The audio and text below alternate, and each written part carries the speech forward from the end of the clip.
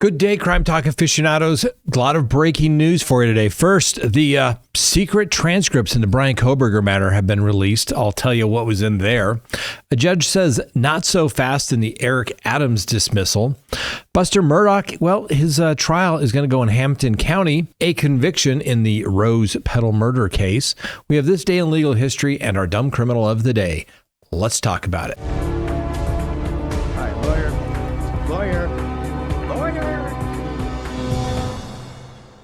Good day, everyone. My name is Scott Reich, and this is Crime Talk. Thanks for joining us. You know the drill. Subscribe if you haven't. Like if you do. Leave me a comment below. Hit that bell for notifications. And yes, you can check us out on any of your favorite podcasting apps. All right. So I don't know about you, but had a busy weekend. I did a show Friday quickly from Arizona. We were out doing investigative stuff. As I've said on the show before, it's usually not going to make a big difference what the law is. The law isn't going to make stuff go away in criminal cases. It comes down to who can find the best facts. So that's what we were down there doing in this little, murder for hire case that we're working on. We left Friday, came back Sunday, got back Sunday afternoon, literally dropped off everybody that was in the plane that was down there in Arizona with us. Then I refueled the plane and then went back to Grand Junction because I had a hearing at 8 a.m. this morning. Did a conference call for over an hour and a half, bailed off of that, jumped in the plane, flew back, landed by 12 o'clock, and made a 1:30 court appearance on the other side of town. And then yet here I am to do a show for you. Why? Because we love you. That's why. All right. So it was a busy weekend, and we just simply don't stop. Now, before we get to the show, go to crimetalksearch.com. Sign up for that background subscription service today. I'm telling you, this stuff is amazing. Some of the stuff that we were hunting down in another state was information that we got from crimetalksearch.com. Addresses, phone numbers, things that actually weren't current in the investigator's super secret, highly expensive databases that he had access to. We had more accurate information. That's how well it works. So go to crimetalksearch.com, sign up for that background subscription service where you will have access to all of this public information, ladies and gentlemen. And it literally is going to tell you everything you want to know about a person, where they live, where have they lived, their social media presence, emails, phone numbers, property that they own. Are they married, divorced, criminal history? Go to crimetalksearch.com. Don't let somebody into your life until you check them out. All right, let's go ahead and open the record for Monday, February 24th, 2025. And first, the Bryan Kohberger matter. That's right. The judge in the Bryan Kohberger matter has unsealed 175 pages, partially redacted. Now, let's just say I'm going to go through this with a fine-tooth comb tonight so that you don't have to. But I can tell you so far, what I've looked at, it's a nothing burger. And it makes the state of Idaho look ridiculous that they think that we, as citizens of the United States, can't handle what's going on in the proceedings. Okay? Nowhere in 30 years of criminal law practice have I ever had a proceeding closed to the public, held in secret, other than maybe for a juvenile matter. I am serious. Idaho, you look ridiculous. Let the people know. There was nothing in here that was going to taint any potential juror. Have we not found from, particularly in Idaho, the Lori Vallow and the Child Day Bell matter, that there were people that hadn't even heard of this particular case, but yet everybody acts like everybody's reading the newspaper and looking at all the information on this particular case. Just because somebody knows about a case doesn't disqualify them from jury service. The question is whether they can put that aside, make their decision based upon what is presented in court. That is it. But yet Idaho has this ridiculousness about everything. And guess what? Judge Hippler looked at this and said, I'm releasing to this public because the public has the right to know. All right, let's take a look at the order that the judge signed. It's pretty clear. Matter becomes before the court. The state's motion to seal proposed redactions. The state has identified 4 categories of redactions that it asserts are appropriate under Idaho Code of Administrative Rules 32. References to the names of witnesses and roommates of the victims. Inquiries by defendant related to the Franks motion, which the state objected to and was sustained. Names of defendant's instant relatives identified through the IGG. And number 4, individuals who are identified as potential relatives of the defendant through the Ortham Laboratories IGG. The court finds that the redactions are appropriate as to categories 1, 3, and 4. And that the individuals' names are exempt from public disclosure under the rules, as public releases would constitute an unwarranted invasion of a person's privacy as defined in Idaho Code Section 74-101, paragraph 16, subparagraph A, subparagraph II. In addition, these redactions are warranted under ICAR 32, given the individual's privacy interests predominate over the public's interest in disclosure. Publication of the identities could be highly objectionable to a reasonable person, could endanger their lives and or safety, and could jeopardize the right to a fair trial in this matter. Really? Redactions of their names is the least restrictive measure consistent with privacy interests at issue, with preserving the integrity of the case and the right to a fair trial. Consequently, the court orders that categories 1, 3, and 4 be redacted from the January 23rd, 2025 closed hearing transcript. So we don't get the names and witnesses of the roommates of the victims. We already know that. It's already public information. Whatever. Paragraph 3, names of defendants' distant relatives identified through the IGG. Really? 4 individuals who are identified as potential relatives of the defendant. Really? Like I couldn't go on to genealogy.com and find that out? What a waste. What a waste. And really, we don't know. Anyway, we move on. Anyway, the transcript of the closed hearing in which the University of Idaho murder suspect Bryan Kohberger defense team sought to undermine the credibility of investigative genetic genealogy research that helped police obviously focus on Mr. Kohberger in connection to that quadruple homicide. Now, the judge has previously told both the prosecution and the defense to propose redactions before he released the transcript. Ms. Taylor, Bryan Kohberger's attorney, tried to portray the investigative genetic genealogy evidence, or IGG, as improperly left out of the probable cause affidavit used to justify several warrants in this case, including the search of his property and his arrest. But the Moscow police detective Brett Payne, the lead investigator, testified that the IGG lead was merely a tip and said authorities dug up more evidence that they allegedly linked Bryan Kohberger to the case. Quote, "We made the decision in an effort to independently verify the information that we provided to us as a tip from the FBI in much the same way we would any other tip in law enforcement. So it was not in any way meant to obfuscate any sort of information. It was simply, can we validate Mr. Kohberger's involvement in this incident or can we not? That was it." End quote. Anyway, the redacted information includes the identity of the surviving housemates who's witnessed a man with bushy eyebrows leaving after they heard sounds of a struggle, as well as the names of the 4 brothers who were identified as potential relatives of Kohberger during the IGG process. The identities of the brothers and other distant relatives are subject to prior protective orders in this case. Now, Matt Garnett, director of the Idaho State Police Forensic Services Crime Lab, testified that the Otham's urging, an ISP detective reached out to one of those brothers and asked him to submit his DNA to a database that law enforcement would allow to search. Now, the unidentified man at first doubted the detective's identity and later declined to cooperate, telling police not to contact him again. And then by December 10th of 2022, the FBI ultimately got involved. 9 days later, they shared Kohberger's name with Detective Payne. Now, defense expert Dr. Larkin, a genetic genealogist, testified based on her review of the discovery. She believes that someone at the FBI violated internal policy at the terms of service of one or more of the genealogy databases to come up with the lead that led to Bryan Kohberger. We talked about this. The court said, it's a policy. It's not a rule. It's not a law. It's not going to get anything suppressed. Anyway, it was testified that she believed that they asked them to turn over the match watch list.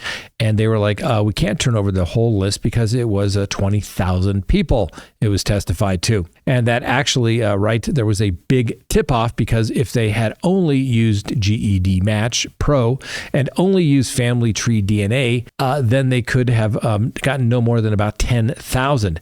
So right there, that tipped her off that the government, were in the database that they should not have been in.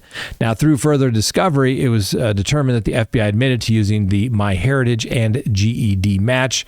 Without the Pro database, law enforcement isn't supposed to actually go in and search. But they did. It's a general policy. The FBI has not commented other than saying, go look at Judge Hippler's February 17th order, which found investigators had not violated Mr. Kohberger's constitutional rights with the IGG search. And as noted, Judge Hippler ultimately rejected the defense motion to have the IGG evidence tossed, which basically where the court said the FBI had not violated Kohberger's rights because he had no expectation of privacy, and it certainly was not one that the public was going to recognize. We brought you all those orders last week, and so that's all the defense was really hanging their hat on, is that you shouldn't have been able to go in, get this IGG information, because had you not been able to get it, you would never have arrested Bryan Kohberger, and you wouldn't have been able to get all the other search warrants that they tried to suppress. Remember, you file a motion to suppress when it is devastating to your client. You want to get it thrown out, and that's what they tried to do. So all those searches, the emails, the Amazon delivery, the orders, things like that, that's what they were trying to get thrown out based upon saying there was a violation of his rights through the IGG. Court rejected that argument, didn't think that was going to fly anyway. During a 2-day public proceeding that followed the closed hearing last month, the defense argued that the FBI violated Kohberger's rights under the Fourth Amendment as it related to unreasonable searches and seizures. Well, like I said, the court rejected that argument. Now, the police, what we do know is under Mogen's body, police found a knife sheath that helped crack the case because apparently on this little button right here, on this little K-bar, that's right, there's DNA sample. Anyway, the Idaho State Police and the Othram Laboratories failed to generate leads from the sample. However, according to the transcript, the FBI then stepped in with their own resources and provided this tip that, hey, go look at this Bryan Kohberger guy. 11 days later, police arrested Mr. Kohberger at his parents' home in Pennsylvania. And on multiple occasions, Ms. Taylor attempted to question witnesses about other topics outside the IGG, but Judge Hippler sustained objections from prosecutors who noted that the hearing was solely dedicated to the IGG issue. Anyway, Bryan Kohberger obviously has entered pleas of not guilty. We'll give him the presumption of innocence, and his trial is scheduled to begin in August, and it's expected to last for at least 6 weeks. Now, obviously, if he is convicted, he will get the death penalty if a jury were to find that he was worthy of it. It's just an option. But also, it looks like Bryan Kohberger has yet another attorney. The court granted a motion for a pro hoc vice admission, finding that Becca Barlow be admitted pro hoc vice in this case, and that Ann Taylor will serve as the local counsel and should be required at all court proceedings in which Miss Becca Barlow appears, unless specifically excused from the court. Further ordered that co-counsel Elsa Mathis will remain in her position as trial counsel. Co-counsel Jay Loxon will remain as consulting counsel, but will not participate as trial counsel. So there you go. A lot of news in the Bryan Kohberger matter. Next, the judge says not so fast in the dismissal of the case against Mayor Eric Adams. A federal judge in Manhattan reviewing the Justice Department's handling of the corruption charges against Mayor Eric Adams says he needs a little more time and a little more legal input before the ruling on the DOJ's request that the criminal case be dismissed. In a 5-page order that came out late Friday afternoon, Judge Dale Ho in Manhattan said because the DOJ and Adams' legal team are in agreement on a deal that would suspend the charges, the court hasn't yet heard adversarial arguments questioning the arrangement. Ho then appointed attorney Paul Clement to develop counter arguments to DOJ's decision. courts are aided in their decision-making process through a system of adversarial testing, which can be particularly helpful in the case presented that has unusual facts, patterns, or in cases of great public importance, the judge wrote. Now, the DOJ's handling of the Adams case is being widely viewed as an early test on how the Trump administration will use the Justice Department's sweeping powers to advance the White House's political agenda. Now, during a hearing in Ho's court Wednesday, DOJ's acting assistant attorney general Emil Bove, B-O-V-E, made it clear the government is suspending its corruption case against Adams in part so that the New York mayor can assist the administration on one of their top priorities, which is rounding up illegal immigrants living in the United States without proper legal status. The acting U.S. attorney also urged Judge Ho to rule quickly on the DOJ's dismissal, but Ho repeatedly voiced concerns about the fact that the government plans to retain authority to re-indict Adams at any time, meaning the Trump administration will hold significant leverage over Adams' future decision-making. Under questioning from Ho, the DOJ's attorney said no quid pro quo arrangements exist that trades Adams' actions on migrants for prosecutorial leniency. However, the attorney also argued that such an arrangement would be legitimate if advanced by the president's agenda. At least 7 DOJ attorneys have resigned over the handling of the Adams case. 3 other former federal prosecutors filed a legal brief with Ho's court arguing the DOJ's linking of politics and prosecutorial decision-making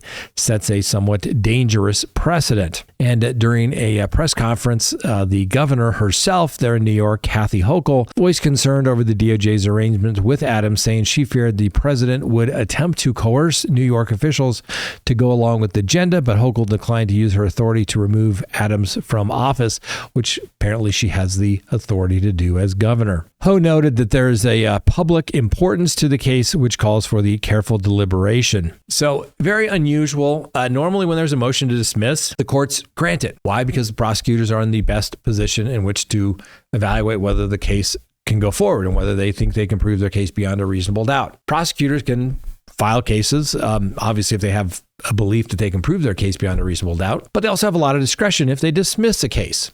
Very unusual for a judge to say, no, you can't do that. There's a weird procedure I've only seen literally done once here in the state of Colorado where the victim's family said, we want the case prosecuted, but the DA won't.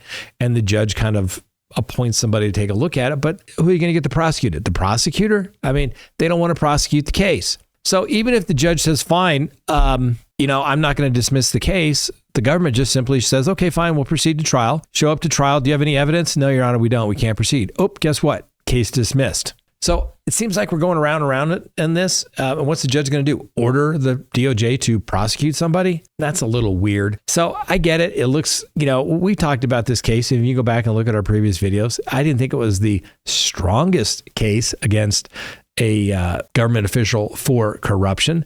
Most of it was getting upgrades and things like that, which frankly, no public official should get, in my opinion. They should all fly coach. They should get no perks. They're on the public dime. They need to go, economy. That's it. But these politicians always get upgraded. They always get to stay in the 5-star resorts. And it's all under the guise of fact-finding missions, right? It's just a big money laundering scheme that they all engage in because it benefits them. So should Adams probably be prosecuted? Yeah, probably. Can the prosecution not prosecute him? Yeah, probably. Is the judge going to make it more difficult? But ultimately, will the judge more than likely dismiss the case? Yeah, probably. And even if the judge doesn't, what's going to happen? Well, nothing. The case isn't going to get prosecuted. So it seems like we're all heading to the same place. Just matters how we're going to get there. Next, Buster Murdaugh. Remember him? The son of Alec Murdaugh? Well, a federal judge has ordered several media outlets to stand trial in Buster Murdaugh's libel lawsuit, and the case will be split between state and federal court. That's right. Now, Buster, obviously the son of Alec Murdaugh, is suing the outlets for saying he was involved in the death of Stephen Smith. At the center of the lawsuit are 3 documentaries that focus on the Murdaugh family. One, a series produced by Blackfin Inc. and broadcast by Warner Brothers Discovery Inc., titled Murdaugh Murders, Deadly Dynasty. A series produced by Campfire Studios, Inc. and distributed by Broadcast Warner's Brothers Discovery, Inc. and Warner Brothers Media Entertainment Pages, Inc., titled Low Country, The Murdaugh Dynasty. And 3, a series produced by the Cinemart LLC and broadcast by Netflix titled Murdaugh Murders, A Southern Scandal. Now, in his lawsuit filed last year, Buster claims each documentary alludes to him as Smith's killer, whose body was found along a rural road on July 8th of 2015. Now, originally classified as a hit and run, the South Carolina Law Enforcement Division, known as SLED, said it had uncovered evidence leading them to reopen Smith's case during the investigation into the Murdaugh murders. Smith's death remains unsolved, and no one has been charged in the case. Now, last week, a federal judge ordered 4 defendants to stand trial in Hampton County. That'd be Netflix, Cinemart LLC, Gannett Company LLC, and local reporter Michael DeWitt Jr. Other defendants, including Blackfin, Warner Brothers, will stand trial in federal court. Now, Buster is the sole survivor of Alec and Maggie Murdaugh, and Alec was obviously convicted of murder of his son Paul and his wife Maggie, and sentenced to 2 life sentences for murdering them back in June of 2021. Can you believe it's been almost 4 years, ladies and gentlemen? Anyway, Buster maintains his belief that Alec Murdaugh is innocent and Maggie and Paul's killer is still on the loose. And shortly, he will more than likely have a lot more money to go look for the real killer, just like O.J. Simpson did as well. All right, we brought you the information about the Rose Petal murder. It started, well, now it's over. A Juilliard-trained pianist has been found guilty of killing a South Carolina mother. So, brief deliberations, jurors found Zachary Hughes guilty of murdering Christina Parcell in October of 2021. Police found Parcell stabbed to death in her home in Canebrake Drive in Greer. Investigators found more than 30 stab wounds on her body, including other injuries to her throat and arteries. She also had rose petals scattered around her. Now, in September of 2022, a court filing revealed that Hughes was close friends with John Mello, the father of Parcell's child, and in the months before her death, Hughes and Mello worked together to harass Parcell. They exchanged over 1,000 text messages, including some of the on the day of Parcell's murder. Investigators found Hughes' DNA under Parcell's fingernails, despite his efforts to remove it with paint thinner. Now, Hughes took the stand during the trial and confessed to killing Parcell. However, he claimed that his actions did not amount to murder, as he believed he was acting for a just cause. Going to see how that just cause defense, right? Anyway, Hughes said he felt he was protecting the victim's daughter from alleged sexual abuse. The judge previously ruled that the defense was inadmissible since the child was away at school when the killing occurred. Hughes also recounted meeting the child and her father in August of 2020 while playing piano on the street during COVID. He said he was impressed by the child and met them several times before taking her to Italy in October of 2020. He testified, quote, "I was convinced she was happy, healthy kid, and he was a great father," Hughes testified. Jurors took around 3 hours to find Mr. Hughes guilty of murder, possession of a weapon during a violent crime, burglary, harassment, conspiracy to commit harassment. Guess what? The judge imposed a life sentence on Hughes for murder and burglary, and he sentenced him to 5 years for possessing a weapon during the violent crime. See, I guess for all those who out there that a just cause, hello, Luigi Mangione fans, just cause is not a legal defense. And yes, you will go down on murder when you do that. Self-defense, defense of others. Those are usually the ones for murder that you can get up and testify to and say, yeah, I did it because I was in fear of death or serious bodily injury, not because it was a just cause. Weird. But hey, every man's entitled to his day in court, right? You want to go to court? You want to gamble? It's gambling. But guess what? There's no crying in the casinos, right? You lose, you lose. Move on. Next, this day in legal history on February 24th, 1988, the United States Supreme Court rules on parody and satire. That's right. The United States Supreme Court unanimously overturned a $200,000 award that the Reverend Jerry Falwell had won against Hustler magazine and its publisher, Larry Flint. The ruling expanded expanded legal protection for parody and satire, reinforcing First Amendment rights. On this day in 1991, the Gulf War ground operation began. That's right, initiated the ground operations in the Gulf War by entering Iraq. The action had significant implications for international law, particularly regarding the sovereignty of nations and the rules of engagement. That's right, the big one, Southwest Asia. That was the one that we thought we were going to, but it was, nope, get on the bus. Oh, get off the bus. The war was over in like 72 hours. And on this date in 2020, that's right, February 24th, 2020, Harvey Weinstein was convicted of felony sex crimes in New York. The conviction was a significant milestone in the Me Too movement, influencing legal standards and awareness regarding sexual harassment and assault, and also brought in a bunch of 404B evidence that was completely wrong, and that's why Harvey Weinstein's getting a new trial. Listen, ladies and gentlemen, if the prosecution needs 404B evidence, you know it's a weak case. Take that to the bank. I'm telling you, it's just propensity evidence, and everyone has a right to be tried on those charges and those charges alone. Could you imagine if every time you got in trouble, somebody brought up something you did 10 years ago? It'd be like arguing with a spouse, wouldn't it now? It's just not fair.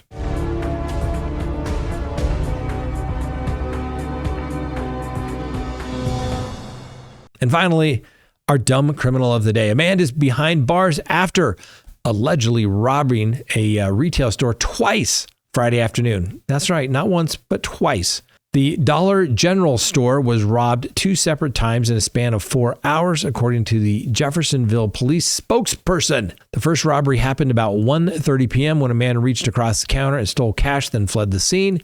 Then around 5:30 p.m., the same man came back. Employees immediately recognized him from the previous incident and called police. Police said the man, identified as John Towns, was arrested during the second robbery attempt. When interviewed by police, Towns said that he was the world's dumbest criminal when he returned to the same store to rob again.